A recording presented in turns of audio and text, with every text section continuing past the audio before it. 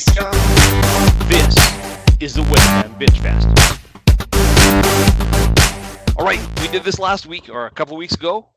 Nick and I are going to have a minute each to talk about something that's pissing us off or something we want to bitch about West Ham United.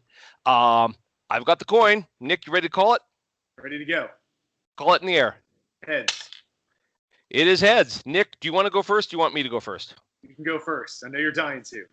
All right, I'm going to get my clock ready. You got your clock ready, buddy?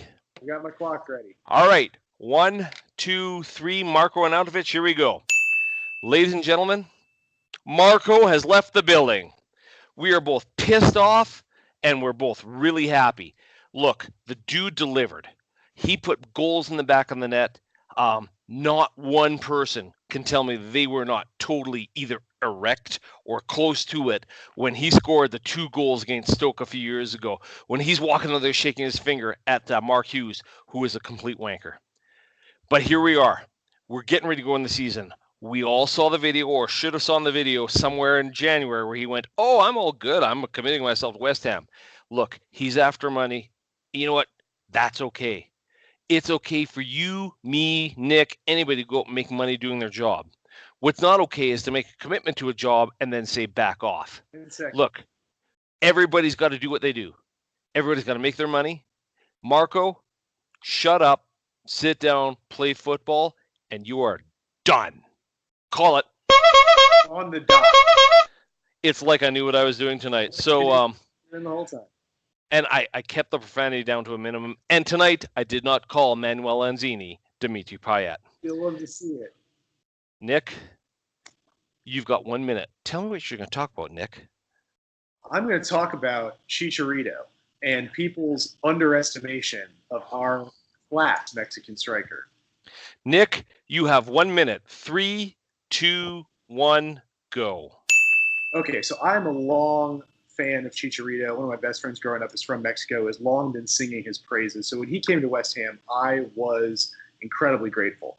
And as we've seen, Chicharito has not quite made the splashes that people are hoping that he had. But I think that a lot of it has come down to Chicharito not getting the opportunities he needs as a striker, not being played in a system that's set up to support him.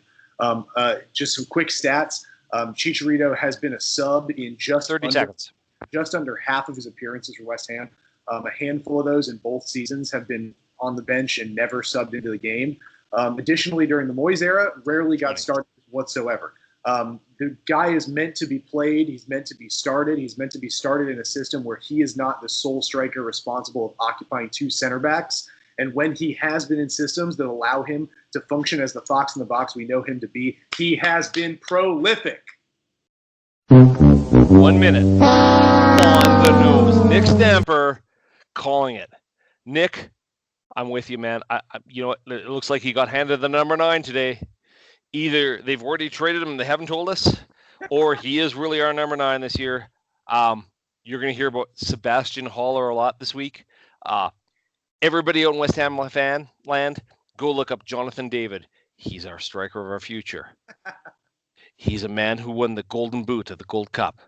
And best of all, he's Canadian. God save the Queen, Jonathan David, wherever you are. Nick, we're going to call it a night. You got anything to say to everybody going on the way out the door? No. All right. Hey, everybody. Want to see you in Vegas. You guys rock. All right. And Everett, last thing. Come on, you Irons.